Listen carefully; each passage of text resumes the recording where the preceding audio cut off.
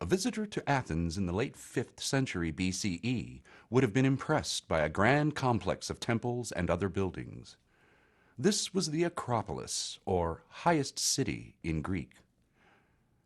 Originally a fortress, by this time the Athenian Acropolis was the site of some of the finest art and architecture in Greece. The Acropolis was an imposing mound of rock that rose steeply above the surrounding city. The largest building on the Acropolis was the Parthenon, built entirely of fine marble.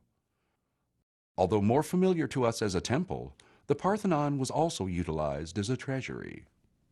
It was used to store thousands of pounds of silver paid annually to Athens by the Delian League, a group of member states set up in joint opposition to the Persians, but which Athens came to have command over. The treasure was kept in a chamber called the Virgin Room, or Parthenon, hence the temple's name. To the north of the Parthenon was a smaller temple, dedicated to Athena Polias, the city's patron goddess who gave Athens its name. This building is known today as the Erechtheum. To the east was a monumental entryway to the Acropolis, the Propylaea, or gateways, named after its 5 doorways. The Propylaea was designed to be not merely a gatehouse, but also to impress visitors before they passed through to the temple precincts. Jutting out to one side of the Propylaea was a small temple dedicated to Athena Nike, the goddess of victory in war. Appropriately, in the 5th century BCE, the temple was adapted from a military building and covered in fine marble during the construction of the Propylaea. To the south stood the open-air theater of Dionysus, named after another Greek god. Sitting on semicircular banks of marble bleachers, the audience watched the actors perform in a circular space called the orchestra. Behind stood the skene, where the actors prepared for the performance.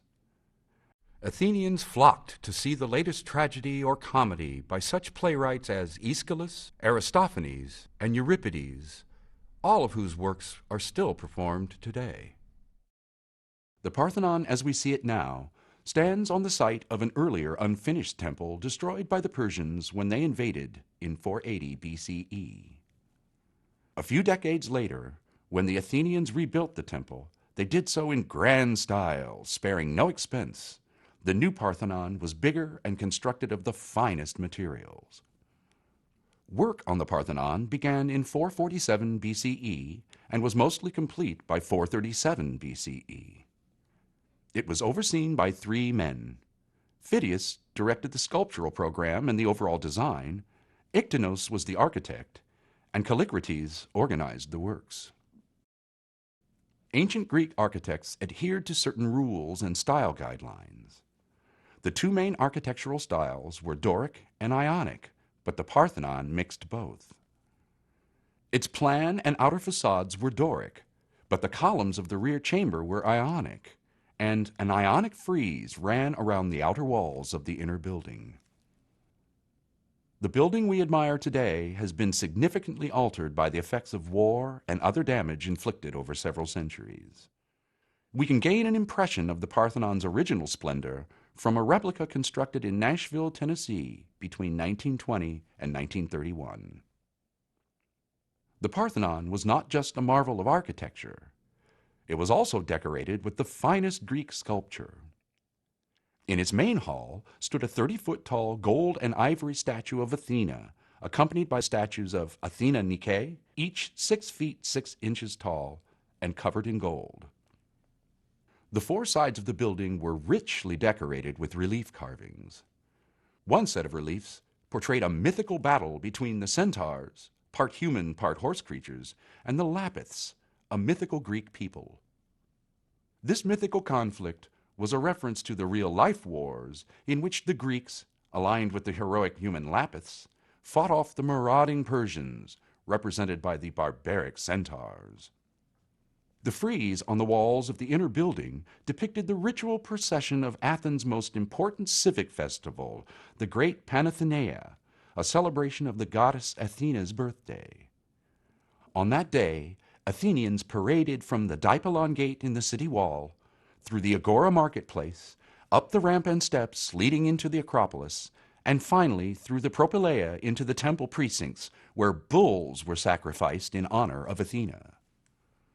The famous frieze shows horsemen, chariots, girls in the procession, women leading bulls to sacrifice on the Acropolis, and the gods themselves. Although we see the Parthenon today as a pure white marble monument, in its day it would have been a brashly colorful building. Weathering has worn away the paint over time, leaving only traces for scientists to find. The mantelpiece sculptures would have been painted bright colors, enhancing the contrast of relief to background. Many of the sculptures from the Parthenon are now in the collection of the British Museum in London. The carvings are known as the Elgin marbles, after the early 19th century British ambassador to Constantinople, Lord Elgin. In 1801, the Turks, who governed Greece at the time, gave Elgin permission to remove the sculptures from the Parthenon site to England. The Greek government has long demanded the return of the sculptures to Greece, where in 2009 it finished building a new museum to display them.